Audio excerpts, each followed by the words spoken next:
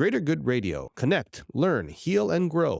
The Koho'ia piece, which is like a calling, almost like voluntold, where it's like, too bad, so sad. This is where you're going, and hopefully you embrace it. And then when you said that the way you noticed it is the vertical alignment of your spine, and then you noticed the fish pond in your mind's eye in that picture, right?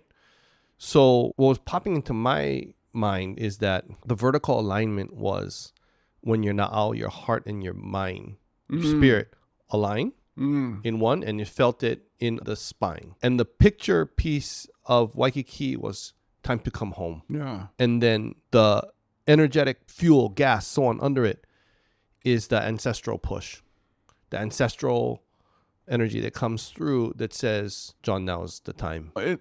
Interesting you relate to it that way. Some traditions talk about chakras, right? Okay. That kind of alignment. I'm not that familiar enough to know what that means, but I think the alignment of the heart and mind And of the na'au feels right? The late Dr. Earl Bakken, he's the co-inventor of the pacemaker, right? Medtronics out of Minneapolis. We served on the board together, but he was the first one that talked to me about the fact that our memory is stored in our intestines. And this is why we have people talk about gut feeling, right? I thought about this, but my gut feeling was, and to differentiate between kind of thinking about it and knowing. And so I don't go around daily thinking about my ancestors, right? But I am very much aware that I am kind of the outer extension of them, right? And what I remember, right, being with a grandmother, wrapping my ankle in a bark. And more than that, it actually worked. The next morning, the swelling was gone, right? And the pain was gone. This idea of coming home, I think, is a very powerful one because beyond just the geographical definition of home is what is that place inside of me that is home, right? And when I think of it in that context, that grandmother, my maternal grandmother, you could line up all the grandchildren, great-grandchildren, and they're going to say, what did grandma say all the time? And you could do a blind survey. And they would say, clean your own house first. You're not here to tell other people that they got to clean their house. So when I think of it, this idea of coming home being within, basically clean my own stuff, right? And perhaps the sloppy way of describing that, I need time off, right?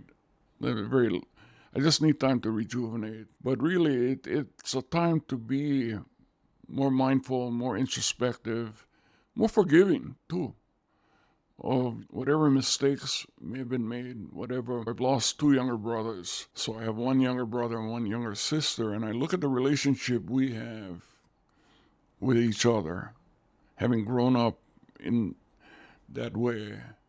And it's a beautiful thing. I thought about it the other night, where one's on an Alaskan cruise and one is on our way home from vacationing in San Diego. And the 3 of us are exchanging photos. But when you're at this point in your life and you're that comfortable with your siblings where you make it a point before you go to bed to tell them that you love them, I realized the other night before last, that how special that is to be told by your brother that he loves you, right?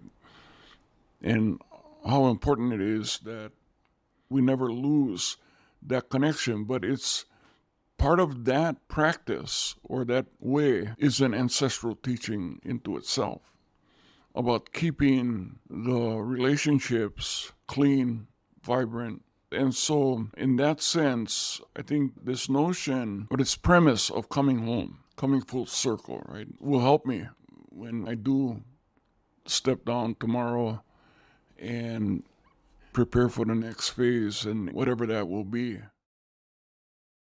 If you resonate with Greater Good Radio, please join our community at www.greatergoodradio.com, where you can get access to exclusive content and offerings. Hope to see you soon.